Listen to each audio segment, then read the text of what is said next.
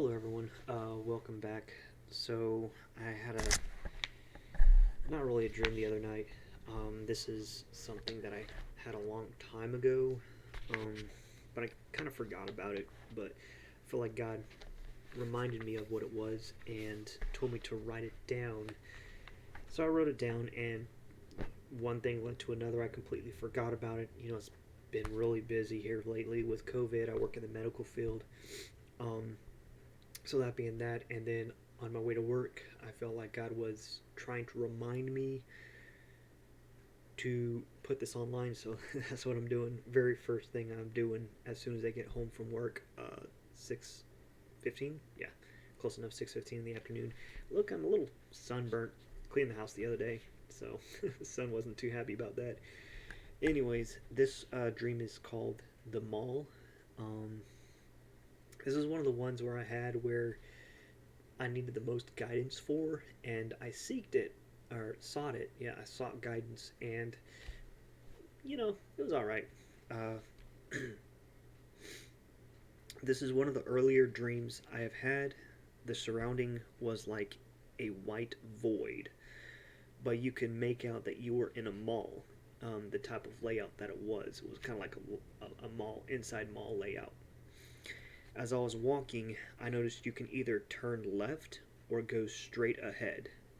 I looked to the left and I saw people running towards me like they were running away from something. So I looked straight and I looked left, and something was telling me to go left, but as I was going left, I saw lots of people just running past me. So uh, I started to walk in that direction as I was passing people.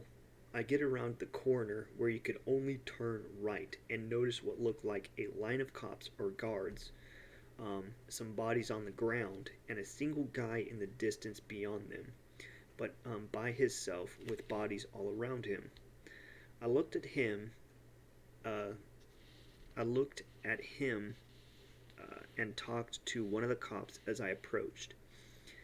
I am assuming I talked to a lead cop or something. I asked permission to talk to the guy, and they let me. They allowed me. So they kind of made way and said, "Hey, go talk to him." I walked to him and put my hand on his shoulder, and as we talked.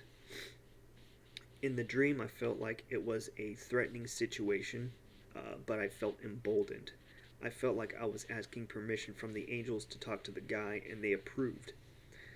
I feel like God was telling me my mission is to go to spiritual war with the enemy, where others fall on my left or on my right, where they run away.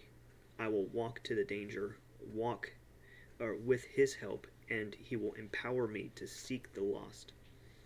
Going to that guy symbolized me going in spiritual, dangerous situations to help those that are dead or lost. Um, but this morning, when I was reading over this, I kind of felt like God was giving me another example of what it could be, because I feel like this is strongly what my calling is for. Also, I felt that the guy might symbolize the false churches out there, the false pastors out there that are just in it for them. They wake up one day and they say, "Hey, I want to be a pastor," kind of that thing. Um, People that are behind the pulpit for themselves and not for God. The dead bodies are the people that died in the spirit because they listened to them and they failed. The people that ran away are the people that escaped the false teachings. I feel my passion is to correct the false church and to speak against them, to shake the church and awaken this generation. So, honestly, feel like it has two meanings. One is to go in spiritually dangerous situations and go to war. I remember God calling me, or telling me one night, He said, "I did not call you to be a peacetime pastor." Um, that's essentially what it is. He called me to be at war spiritually 24/7. And I feel it even today. I feel my spirit rising up.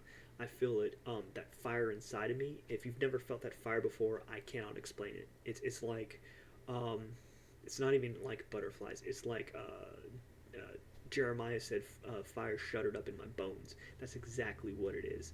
Um, and if you've never experienced it, I plead with you, get on your knees and you will feel it. If it's God's plan for you, to get that anointing, that is. Um, but anyways, I digress.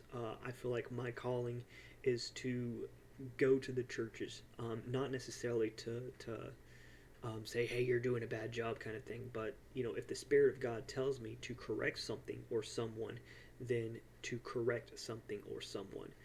But if He tells me hold back, then of course I'm gonna hold back. If it's not my place to say something, I'm not gonna say it.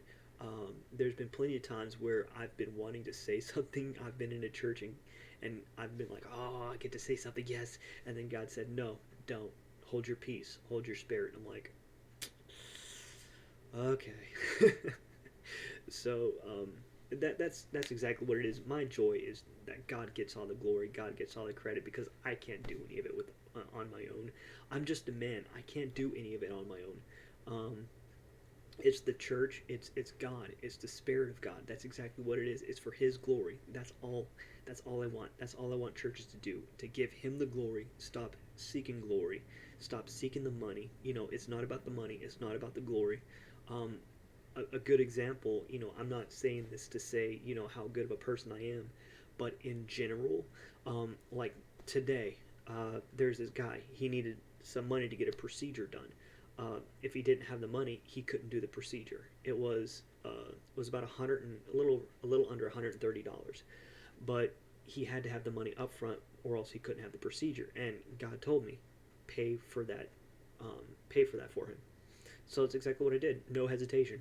I said, okay, you have to have a procedure on Wednesday and a procedure on Friday. I'm gonna take care of that upfront cost for you. And he was like, what? So, but I feel like if more people are like that, not in it for themselves, I didn't go around the office, hey guys, I paid for his procedure. What? Like I'm made of money, because I'm not. But, the money that I do have, I give it to God. I say, all right, God, whatever you want, it's yours. Pay my bills, um, give to the church, give to the needy. It's not my money, it's God's money. Now, I do spend it on myself. That's, if God doesn't tell me to spend it on anybody, I'm going to spend it on myself. I'm going to save it and I'm going to spend it on myself. But if God does say give it to somebody or save it for somebody, that's exactly what I'm going to do. And I really do wish there were more people out there that were not doing it for themselves, but doing it for the glory of God, doing it to help His people, to help the church. That's essentially what I long for. Um, but I know it's a long rant, guys. I'm sorry. I just got off of work. I'm working on my coffee, so it's got a dead gnat in here. Yum. Uh, anyways, hope you guys have a blessed day during this season of COVID, and you guys stay safe out there. If you feel God leading you to do something, do it. If you feel Him leading you to say something, say it. If not, do not say it. Do not do it. It's all for God, all for His glory, and all according to His plan. Thank you guys. God bless.